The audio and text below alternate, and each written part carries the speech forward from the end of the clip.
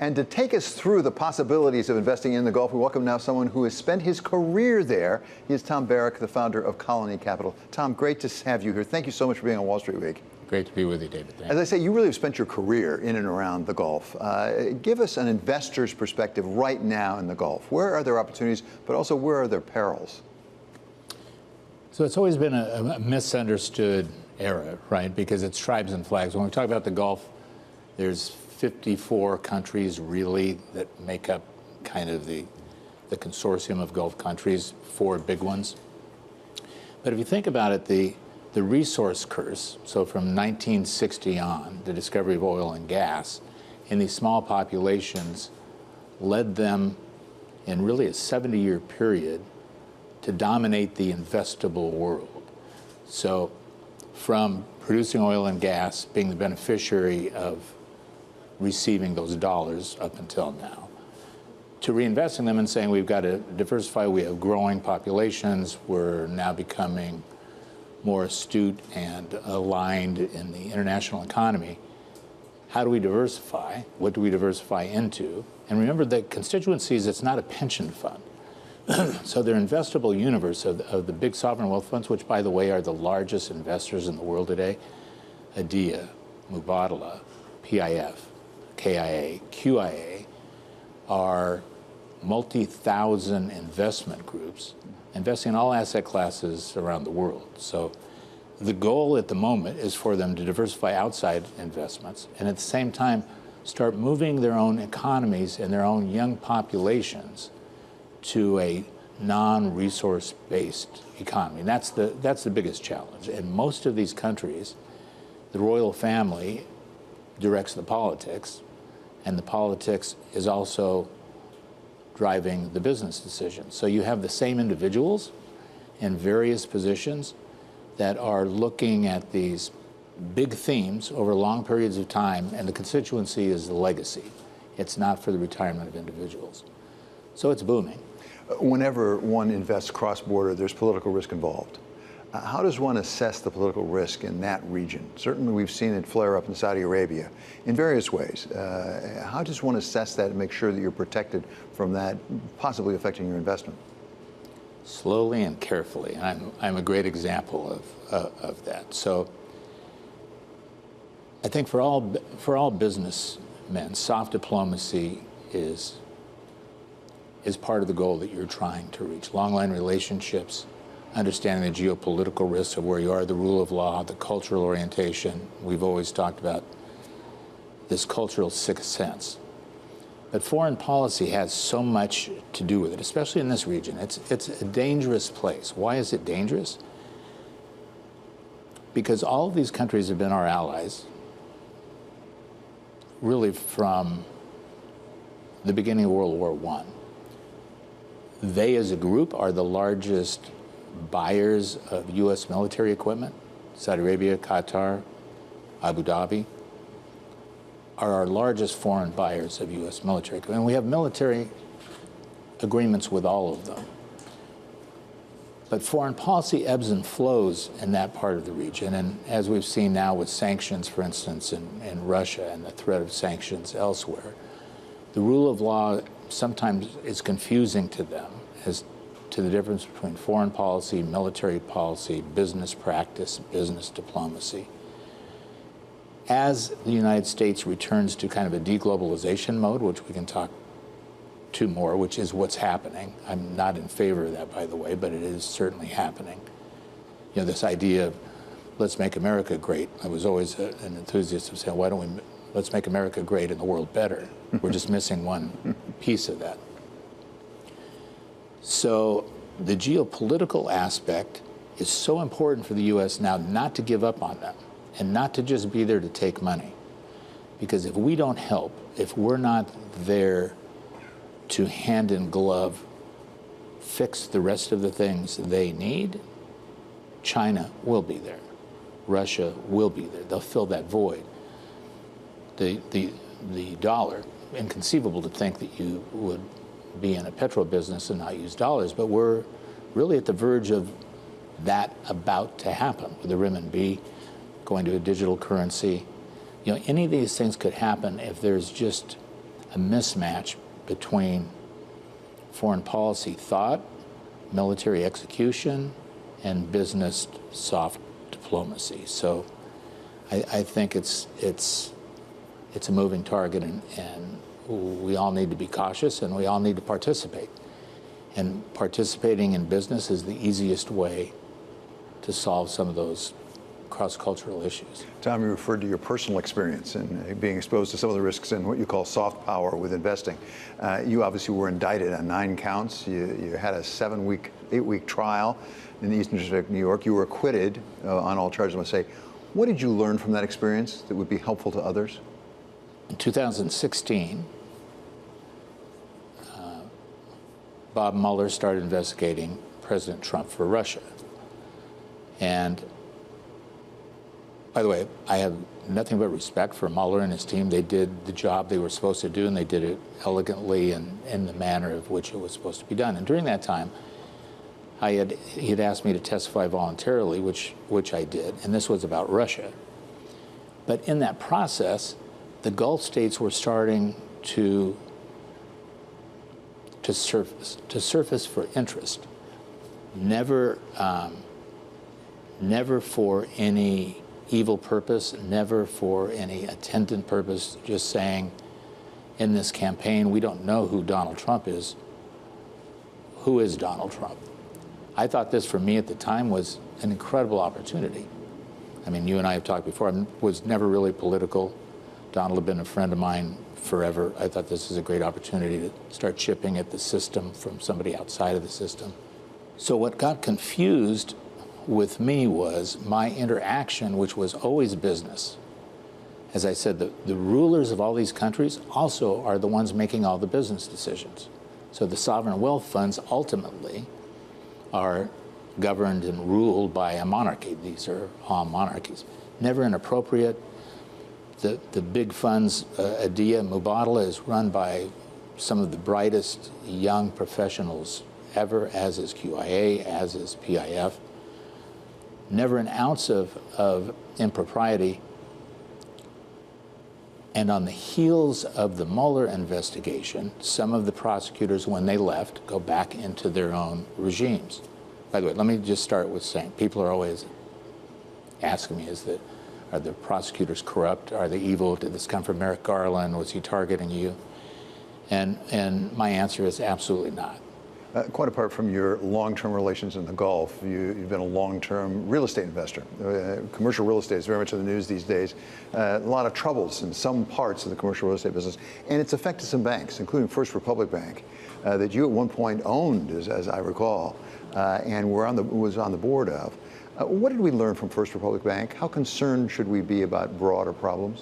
What happened to those banks was not a credit problem, not a capital problem. It was a confidence problem. It had never happened before in history. With a click on a phone, you could have $18 billion of withdrawals in an afternoon. Liquidity for those deposits, just a simple way, I think, for all of us to look at it is, banking makes no sense if you take short-term deposits and you match it with long-term loans, which you're putting on the balance sheet along with the requirement, the government saying you need to buy long-term bonds at fixed rates. It has the lowest capital charge, but those are held to maturity. You don't have to mark those to market. And then you have assets for sale, and you have loans. But your main source of funding is deposits.